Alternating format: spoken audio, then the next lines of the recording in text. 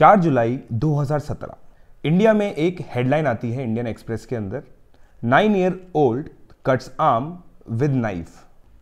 ये एक youngest case माना जाता है मोबाइल डिपेंडेंस का और काफ़ी डिस्टर्बिंग भी है। इससे एक प्रॉब्लम जो सामने आती है वो ये है कि स्मार्टफोन यूसेज बाय स्टूडेंट्स या फिर bye children is a real problem. मेरी जो डिफरेंट काउंसलिंग्स होती हैं पेरेंट्स के साथ, पेरेंट्स की जो प्रॉब्लम्स होती है उसमें ये कॉमन प्रॉब्लम है कि बच्चों को स्मार्टफोन यूज़ करने से हम कैसे रोकें। और जो क्वेरीज उनकी होती हैं वो क्वेरीज ये होती है कि क्या जो स्मार्टफोन से पढ़ाई होती है वो सही में पढ़ाई होती है। तो इन सब चीज़ों का हम लोग एनालिसिस करेंगे इस वीडियो के अंदर। सबसे पहले हम ये चीज़ जान लेते हैं कि क्या एडवर्स इफेक्ट्स होते हैं स्मार्टफोन यूज़ करने के बच्चों के अंदर। सबसे बड़ा प्रॉब्लम बिहेवियर प्रॉब्लम माना जाता है। बिहेवियर प्रॉब्लम मतलब जो बच्चा स्मार्टफोन यूज़ करता है वो बहुत ज़्यादा ज़िद्दी हो जाता है। अगर उनको स्मार्टफोन नहीं मिलता है तो वो खाना छोड़ देते हैं। बहुत सारे बच्चे इस तरह से धमकी देते हैं कि जब तक हमें स्मार्टफोन नहीं मिलेगा हम लंच नहीं करेंगे। दूसरा प्रॉब्लम है एडिक्शन टू द गैजेट। जब तक बच्चों को गैजेट नहीं मिल जाता वो बहुत ज़्यादा अनईजी फील करते हैं। यह एडिक्शन कुछ इसी तरह का है जैसे सिगरेट से एडिक्शन होता है, सिगरेट जब नहीं मिलती है तो अनईजी फील होता है, उसी तरह से बच्चे भी अनईजी फील करते हैं। तीसरा जो प्रॉब्लम है वो है डिप्रेशन का। डिप्रेशन बच्चों को इसलिए आ जाता है क्योंकि बच्चे रियल वर्ल्ड प्रॉब्लम देखते नहीं है। स्मार्टफोन्स के अंदर जो गेम्स होते हैं उसकी जो छोटी मोटी प्रॉब्लम्स होती है उनको वही प्रॉब्लम्स लगती हैं। और जब रियल वर्ल्ड की प्रॉब्लम आती है जैसे टेस्ट में मार्क्स कम आ जाना या फिर कोई भी और प्रॉब्लम आती है तो बच्चे डिप्रेशन में चले जाते हैं। फोर्थ प्रॉब्लम है स्लीप डिस्टर्बेंसेस। स्लीप डिस्टर्बेंसेस एक ऐसी चीज है जो बच्चों में देखी जाती है स्मार्टफोन के यूसेज की वजह से, क्योंकि बच्चे कभी कभी 1 बजे तक 2 बजे तक भी स्मार्टफोन यूज करते हैं और उनका जो स्लीपिंग पैटर्न होता है या फिर मैं बोलूं बायोलॉजिकल साइकिल होती है वो डिस्टर्ब्ड ही रहती है। इस वजह से जब भी वो कहीं और जाते हैं, ट्रेन में जाते हैं, किसी भी जगह जाते हैं तो उनको स्लीप लेने में प्रॉब्लम होती है। पांचवी प्रॉब्लम है ओबेसिटी की। ओबेसिटी मतलब मोटापा। बच्चे जब स्मार्टफोन के अंदर अपना टाइम इंगेज करते हैं तो बाहर जो उनका खेलना कूदना है वो बंद हो जाता है। बच्चों का काम एक तरह से ये हो जाता है कि वो खाना खाते हैं, मोबाइल फ़ोन यूज़ करते हैं, पढ़ाई भी करते हैं, मैं मना नहीं कर रहा पढ़ाई के लिए, पढ़ाई करते हैं फिर स्मार्टफोन यूज़ करते हैं, तो उनकी जो फिजिकल एक्सरसाइज है वो एक तरह से रुक जाती है which eventually leads to obesity. 6th problem जो बच्चों के अंदर देखी जाती है वो है अटेंशन और हियरिंग प्रॉब्लम्स। हर मोबाइल कुछ रेडिएशंस निकालता है जिसको मेजर करते हैं स्पेसिफिक एब्जॉर्प्शन रेट के अंदर जो होती है SAR। हर मोबाइल के अंदर SAR वैल्यू हम लोग देख सकते हैं बाय डायलिंग *#07#। जो मैक्सिमम SAR लेवल अलाउड है इंडिया के अंदर वो है 1.6 W/kg। आपको हर मोबाइल के अंदर ये लेवल दिख जाएगा, तो अगर आप मोबाइल दे रहे हैं बच्चों को तो ये लेवल चेक करके दें। ये लेवल ट्रैवलिंग के टाइम पे बढ़ जाता है क्योंकि मोबाइल कॉन्स्टेंटली नए नए मोबाइल नेटवर्क्स को ढूंढने की कोशिश करता है तो काफ़ी ज़्यादा रेडिएशन निकालता है। जब चार्जिंग करते हैं तब भी ये लेवल बढ़ जाता है। इसी वजह से काफ़ी आप लोगों ने वीडियोस देखे होंगे जिसमें ये बोला जाता है कि चार्जिंग के वक्त मोबाइल फ़ोन यूज़ ना करें। आखिरी जो प्रॉब्लम हम लोग मान सकते हैं वो है नर्वस सिस्टम की प्रॉब्लम। नर्वस सिस्टम का जो गवर्निंग बॉडी पार्ट है वो होता है ब्रेन, और मोबाइल फ़ोन का यूसेज डायरेक्टली ब्रेन को हैम्पर करता है और उस वजह से नर्वस सिस्टम की प्रॉब्लम्स हो सकती है। चलिए अब हम लोगों ने प्रॉब्लम जानी, तो ये रियल प्रॉब्लम्स है। ये मैं आपको ऐसी प्रॉब्लम बता रहा हूं जो फैक्चुअल है। उसके बाद ये प्रॉब्लम तो सेकेंडरी हो जाती है कि बच्चे मोबाइल फोन यूज करने की वजह से पढ़ाई कम करते हैं, उनके मार्क्स कम आते हैं, ये तो बहुत सेकेंडरी प्रॉब्लम है। मैं ये प्रॉब्लम आपको बता रहा हूं जो सारे बच्चों के साथ होगी ही होगी। कुछ बच्चे ऐसे होते हैं जो मोबाइल फोन यूज करने के बाद भी अच्छे मार्क्स ले आते हैं।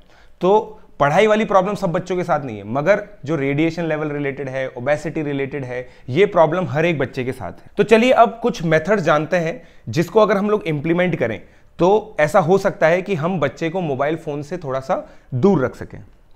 सबसे पहला तरीका है अपने बच्चे को इंगेज रखना। बच्चे को इंगेज कैसे रखें? बच्चा सुबह स्कूल जाता है, वहां पे वो स्मार्टफोन यूज नहीं कर सकता।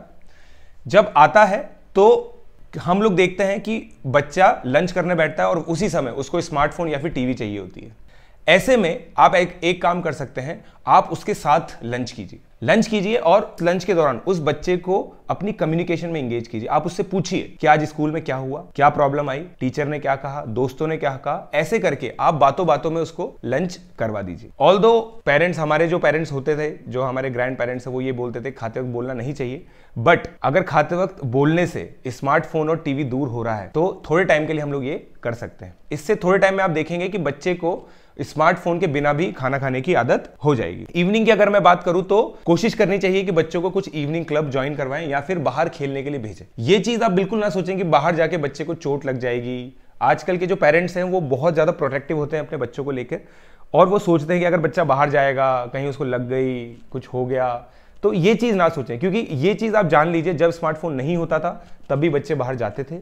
हम खुद बाहर गए हुए हैं और हम लोगों ने जो अपनी पर्सनैलिटी डेवलप की है, जो स्ट्रीट स्किल सीखी है, वो घर से बाहर निकल के ही सीखी है। घर के अंदर किसी मोबाइल डिवाइस के अंदर देख के हमने ये चीजें नहीं सीखी। सेकंड जो आप मेथड यूज कर सकते हैं वो ये है कि आप इसका यूज रेस्ट्रिक्ट कर दीजिए। यूज रेस्ट्रिक्ट करने का मतलब क्या होता है, जैसे आप लोगों ने दिन भर की लिमिट रख दी कि आपको आधे घंटे ही फोन यूज कर सकते हैं। क्योंकि देखिए, स्मार्टफोन यूज करने के कुछ अच्छे तरीके भी हैं, मतलब कुछ अच्छे फायदे भी हैं। उन फायदों के लिए आप स्मार्टफोन देते हैं तो बच्चा ये डिमांड करेगा कि मुझे आधे घंटे खेलने भी दिया जाए। अगर उसकी डिमांड आपको लेजिटिमेट लगती है तो आपको ये जरूर करना चाहिए।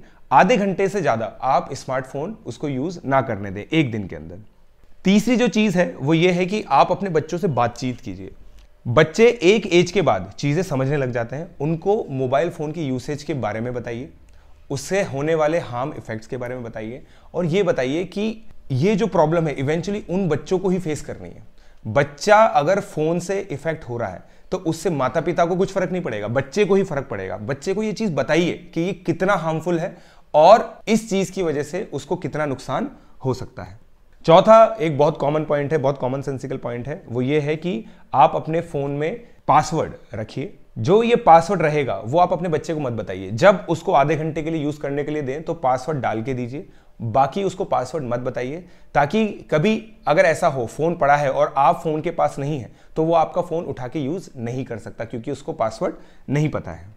पांचवा जो इंपॉर्टेंट पॉइंट है, इसको मैं पर्सनली काफी इंपॉर्टेंट मानता हूं, वो ये है कि सेट अ गुड एग्जांपल। देखिए, बच्चा अपने माता पिता से ही सीखता है। अगर उनके माता पिता फोन में लगातार लगे हुए हैं, फेसबुक यूज करते हैं बहुत ज्यादा, व्हाट्सएप यूज करते हैं या फिर न्यूज भी देखते हैं, किसी भी रीजन से अगर माता पिता स्मार्टफोन बहुत ज्यादा यूज करते हैं तो बच्चा भी स्मार्टफोन यूज करेगा ही करेगा, क्योंकि बच्चे अपने माता पिता के पद चिन्हों पर ही चलते हैं। आखिरी पॉइंट अगर मैं बात करूं तो वो ये है कि अपने बच्चे के साथ अपनी बॉन्डिंग बढ़ाइए। आजकल के माता पिताओं के पास बहुत सारे डिस्ट्रैक्शंस हैं। फेसबुक एक सबसे बड़ा डिस्ट्रैक्शन है, उनकी सोशल लाइफ एक कह सकता हूं मैं कि डिस्ट्रैक्शन है, जो उनको अपने बच्चों से बॉन्डिंग करने से रोक। अपने बच्चों से बॉन्डिंग रखिए। बच्चों को इस तरह से आपको ग्रूम करना है कि बच्चा आपको हर एक प्रॉब्लम बताए। बच्चे को छोटी छोटी चीजों के लिए पिनलाइज मत कीजिए। बच्चे को अगर आप छोटी छोटी चीजों के लिए पिनलाइज करेंगे तो बच्चा आपसे दूर होगा, आपसे प्रॉब्लम छुपाएगा, और हो सकता है कि बहुत सारी चीजें वो ऐसी करे जो आपको बताने से हिचके,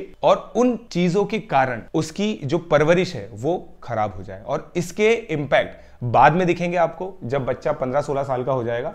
पहले नहीं दिखेंगे, क्योंकि बच्चा पहले बहुत ज्यादा ऑडेशियस नहीं होगा, बहुत सारी चीजें सामने खुल के नहीं बोलेगा, मगर 15-16 साल के बाद जब वो खुल के बोलने लगेगा, आपके अगेंस्ट जाने लगेगा, तब आपको इस चीज का बुरा लगेगा कि क्यों हमने पहले अपने बच्चे के साथ बॉन्डिंग नहीं की। तो ये कुछ चीजें थी जो आप अपने बच्चे के साथ कर सकते हैं, जिससे आप अब मोबाइल का जो स्मार्टफोन का यूज है उसको रेस्ट्रिक्ट कर सकते हैं। अब अगर मैं बात करूं कि जो ओवरऑल इस वीडियो में हम लोगों ने क्या देखा, तो इस वीडियो के अंदर हम लोगों ने सबसे पहले कुछ हार्मफुल इफेक्ट्स देखे स्मार्टफोन के, और फिर हम लोगों ने चर्चा की कि हम लोग कैसे अपने बच्चों को स्मार्टफोन से दूर कर सकते हैं। एक लास्ट जो एक इंपॉर्टेंट चीज मैंने बताई थी उसको मैं वापस से रिपीट करना चाहता हूं कि जब भी आप मोबाइल खरीदें तो मोबाइल की स्पेसिफिक एब्जॉर्प्शन रेट या फिर SAR वैल्यू देखकर मोबाइल खरीदें। इंडिया में मैक्सिमम लिमिट 1.6 W पर kg है। इस SAR वैल्यू को आप कैसे चेक कर सकते हैं? *#07#। ये चेक करके ही, ऑनलाइन रिव्यूज देख के ही आप कोई भी मोबाइल खरीदें, क्योंकि ये मोबाइल अगर आपका बच्चा यूज करता है या फिर आप भी यूज करते हैं तो आपकी जिम्मेदारी है अपनी खुद की चिंता करते हुए प्रिवेंटिव मेजर्स लेने की। आई होप आपको ये वीडियो बहुत बेनिफिशियल लगा होगा। आप इस वीडियो को मैक्सिमम पेरेंट्स को शेयर करने की कोशिश करें, क्योंकि ये एक ऐसी प्रॉब्लम है जो हर एक पेरेंट को आज की तारीख में आ रही है। धन्यवाद।